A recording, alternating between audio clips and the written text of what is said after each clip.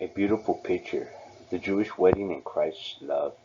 Let me share with you a beautiful picture, a reflection of Christ's love for his church hidden within the ancient Jewish marriage customs. It's like God wove this amazing picture into their culture to help us understand his plan.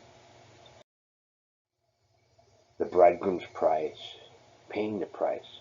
In Jewish tradition, the bridegroom would go to the bride's father and pay a significant price to establish the marriage covenant. It symbolizes his commitment to her and to the family. This payment represented his love and sacrifice, Christ's sacrifice. This is exactly what Jesus did for us, but instead of silver or gold, he paid with his own life on the cross. That was the ultimate bride price, showing just how precious we are to him. The time of preparation. The betrothal period. After paying the price, the couple entered the betrothal period. They weren't living together yet, but they were legally considered married. During this time, the bride prepared herself for her groom, Christ's bride. This is where we're at right now with Christ. The church is his betrothed bride. We're preparing ourselves while we wait for his return. Preparing a place to live. During the betrothal period, the groom would go back to his father's house to prepare a place for his bride. He would often build an addition or prepare rooms where they would live together.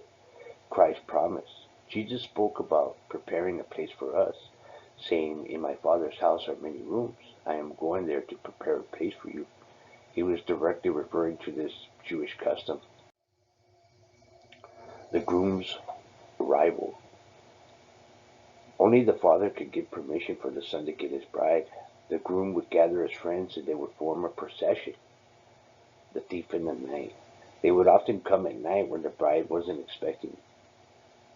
This mirrors what Jesus said about his return. Only the Father knows the day or hour, but he would come like a thief in the night. The wedding feast. Firstly, we had the eternal union, the marriage supper, 7 days of celebration.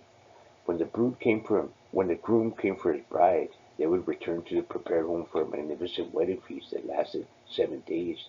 This points to the marriage supper of the Lamb described in Revelation, when Jesus returns for his church, and we celebrate our eternal union with him. God's love story.